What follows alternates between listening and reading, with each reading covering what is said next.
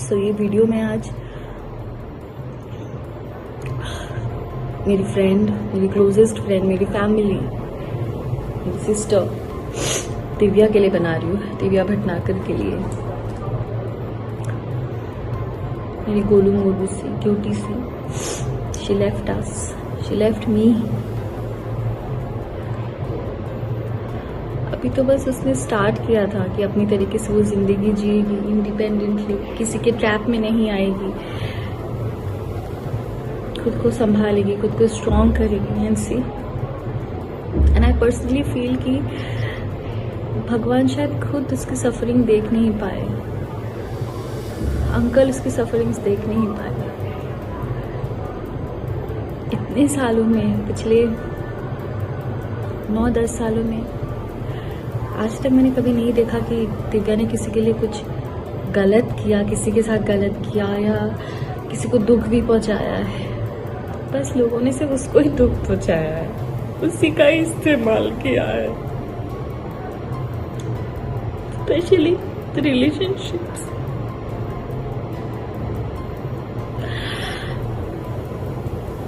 ये हर एक लड़की गलती करती है, एक रिलेशनशिप से गंदे से धोखा खाने के बाद कहीं से भी थोड़ा भी कोई सहारा दे देता है, वो लड़की बिना सोचे समझे उसे अपना सहारा मान लेती है, बिना उसका बैकग्राउंड जाने, बिना कुछ जाने। और दिव्या तो मासूम थी, एकदम भोली थी। उस पागल को तो मैं समझाती थी, मतलब अगर मैं उसे समझाती होंगी तो आप समझ सकते हो कि वो किस तरीके की थी। मैं खुद इतनी इमोशनल हूँ तो वो मेरा 1000 गुना थी। आज ये वीडियो मैं बना रही हूँ, बहुत जरूरी है ये बनाना, स्पेशली उस इंसान के लिए जिसकी वजह से मेरी दिव्या ने इतना सफर किया। आई नो कि आज दिव्या के साथ जो भी हुआ, दिव्या हमारे बीच में नहीं है, it is because of Covid. But जो मेंटल स्ट्रेस, जो फिजिकल अब्यूज उसके साथ हुआ है, कोई भी इंसान अगर उस फेज से गुजरता तो छोटी सी एक बीमारी से भी लड़ने की उस इंसान के पास ताकत नहीं होती है। तो फिर भी कोविड था। बहुत ही शराफत से, बहुत ही शांति से मैं आप सबको ये चीज बता रही हूँ, एंड स्पेशली टू यू गगन गबरू। उस दिन तूने क्या पोस्ट किया था कि उसकी माँ और भाई तेरे रिलेशनशिप्स के अगेंस्ट थे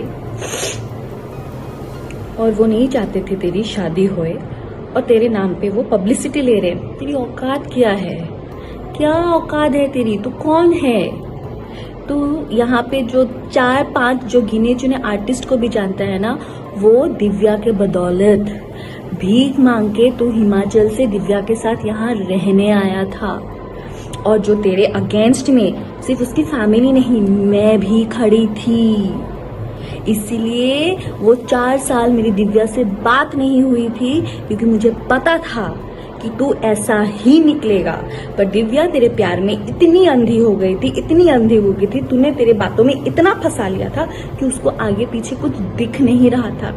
इसलिए वो ना अपने माँ बाप की सुनी, ना भाई की सुनी, ना मेरी सुनी, ना बाकी दोस्तों की सुनी, और जिसके वजह से आज वो हमारे बीच में नहीं है। समझा? तू पब्लिसिटी देगा, तुझे मैं पब्लिसिटी दे रही हूँ, अब तू ले पब्लिसिटी मेरे से। तुझे मैंने कहा था ना, तेरा काला चिट्टा खोल के रख दूंगी मैं। और अब देख, ये शुरुआत है। तुझे मैंने ऊपर से नीचे तक एक्सपोज नहीं किया ना, तो फिर तू बता मुझे।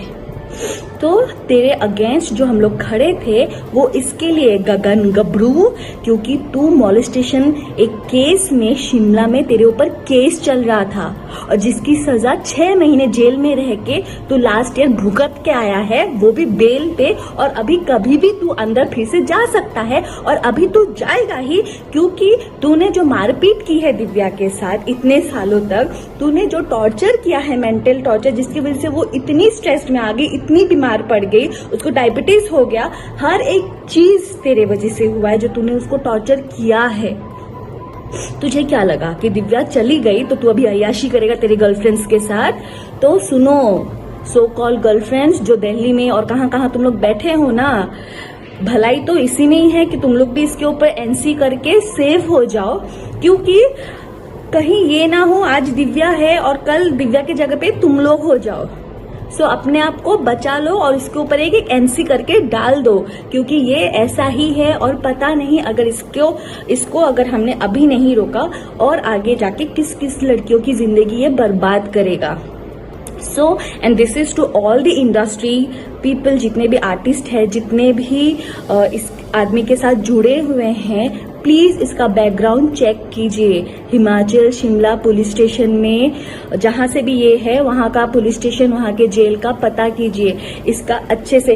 इनफैक्ट इसका ओशीवारा पुलिस स्टेशन में भी दिव्या ने एनसी करवा के रखा है। करवा चौथ के दिन ये आया था और उस दिन भी मारपीट करके गया है उसके साथ। और एक तो शादी के बाद से ही वो दिव्या को रोज मार रहा है, उसकी ज्वेलरी भी चुरा के ले गया है।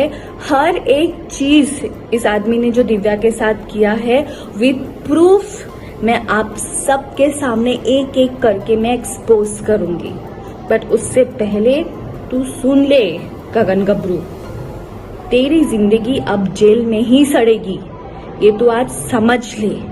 तूने जो किया है ना दिव्या के साथ, उसका हिसाब तो भगवान ही तेरा अब करेगा। दिव्या तो अब बहुत अच्छी जगह पे है, वो भगवान की ही बच्ची थी और भगवान के पास ही है, और अंकल को भी नहीं देखा गया उसकी सफरिंग्स, इसलिए वो आज हमें छोड़ के चली गई है। पर तूने दिव्या को हमसे छीना है ना, तू देख जिंदगी भर तू और तेरी माँ जेल में ही सड़ेंगे। तू देख गगन गबरू, तू देख लीगल काउंसलिंग करेगा तू? क्या लीगल काउंसलिंग लिख के रखा है तो अपने प्रोफाइल पे? लीगल काउंसलिंग या जेल में जाके करेगा, या जेल में करके सीख के आया है जाके 6 महीने रह के?